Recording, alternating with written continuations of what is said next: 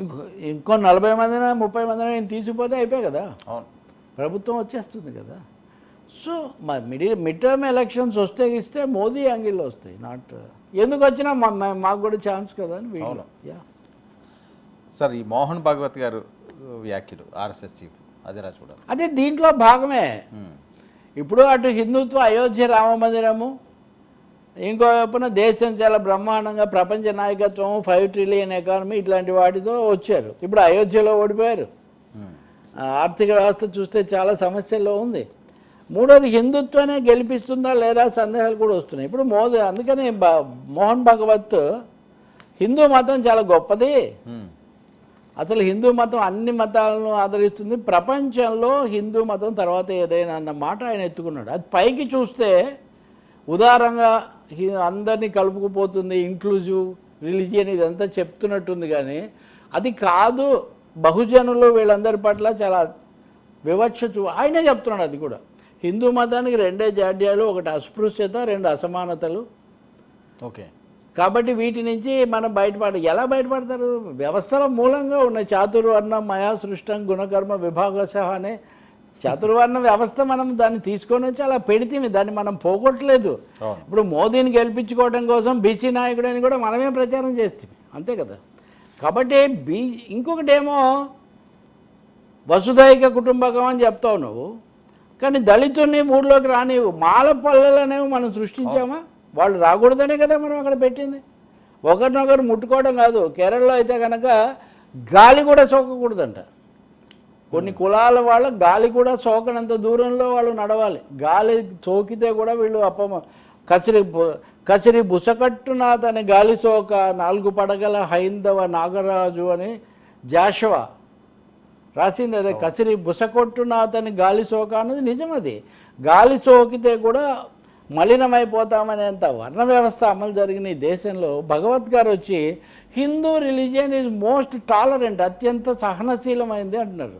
వేరే మతం వాడిని కాదు మహానుభావ, మీ మతంలోనే కింది కులాల వాళ్ళను మీరు రానివ్వలేదు, దూరం పెట్టారు. గాంధీ గారి దగ్గర నుంచి అందరు చేసిన మహిళలు, మీ కులంలో మహిళలను, మీ ఇంట్లో మహిళలను కూడా చదువుకోనివ్వలేదు, గడప దాటనివ్వలేదు, రకరకాల ఆంక్షలకు గురి చేశారు. ఇవి చెప్పగానే వాళ్ళు కూడా బొరకాలు వేసుకుంటారు. వాళ్ళని ఎవరైనా రైట్ అన్నారా?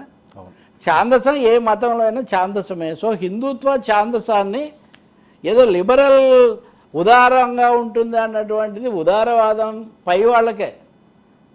ఒక మాట చెప్తారు, హిందూ మతంలో లేదా ఈ దీంట్లో అన్నింటినీ సిద్ధాంతపరంగా ఒప్పుకుంటారంట. మనుషులందరూ సమానమే, కానీ అక్కడి నుంచి మాట్లాడు, మనుషులందరూ సమానమే కానీ అక్కడి నుంచి మాట్లాడు, అక్కడ తిను, నీ పళ్ళెం వేరు నా పళ్ళెం వేరు, మన ఇద్దరం సమానమే.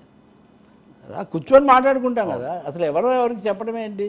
అందుకని మోహన్ భగవత్తో ఒక డ్యామేజ్ కంట్రోల్ చేయడానికి ప్రయత్నిస్తున్నారు. కానీ దాన్ని వదులుకుంటే నిలబడదు అనే విషయం కూడా ఆయనకు పూర్తిగా తెలుసు. ఓకే, ఈ గొప్పలు గెలిపించే పరిస్థితి కూడా లేదు. మీరు ఈరోజు చూడండి, నేను మొన్న కూడా చెప్పాను, ఉక్రెయిన్ మీద మనం చాలా గొప్పగా మోదీ గారు చేశారు అని చాలామంది ఉత్సాహంగా మాట్లాడారు. నిన్న చివాట్లు పెట్టాడు రష్యా అధ్యక్షుడు పుతిన్ జైశంకర్ను పిలిచి, నువ్వు నా దగ్గరికి వచ్చి మళ్ళీ ఉక్రెయిన్కి పోతావా, ఏం తమాషా నాటకాలు ఆడుతున్నావు, ఏదో ఒకటి తేల్చుకోని. మోదీ అమెరికాను సాటిస్ఫై చేయడం కోసం మళ్ళీ ఉక్రెయిన్కి పోతే రష్యా అధ్యక్షుడు దాని మీద అంత ఆగ్రహం వెలిపుచ్చాడు. భారతదేశం పరిస్థితి చాలా ఇబ్బందిగానే ఉంది ఇప్పుడు అంతర్జాతీయంగా. ఓకే, ఇప్పుడు అమెరికా అధ్యక్ష ఎన్నికలు ఏమవుతాయి, ఎవరు గెలుస్తారు అన్నది కూడా ఇప్పుడు వీళ్ళు చేసే వాటికి కొంచెం ప్రభావం చూపే అంశమే. సో ఆర్ఎస్ఎస్ అధినేత వీటన్నిటిని దృష్టిలో పెట్టుకొని ఉదారము అందరినీ కలుపుకుపోవాలి అది ఇది అంటున్నారు. మత రాజకీయాలను వదిలిపెట్టకుండా, మతతత్వం నుంచి బయటికి రాకుండా మనం గట్టెక్కే అవకాశం లేదనేది గుర్తిస్తే చాలా మంచిది. ఓకే సార్, ఆంధ్రప్రదేశ్ విషయానికి వస్తే నామినేటెడ్ అనేది ఇంకా అలాగా వీడన పంచాయతీగానే కొనసాగుతుంది. దాన్ని కూడా తెలుగుదేశం పార్టీ ఇన్ఛార్జ్లు ఎవరైతే ఉన్నారో నియోజకవర్గాల్లో గతంలో ఉండేవాళ్ళు, అది జనసేన గెలిచినా బీజేపీ గెలిచినా వాళ్ళ కనుసన్నల్లోనే పేర్లు వెళుతున్నాయి.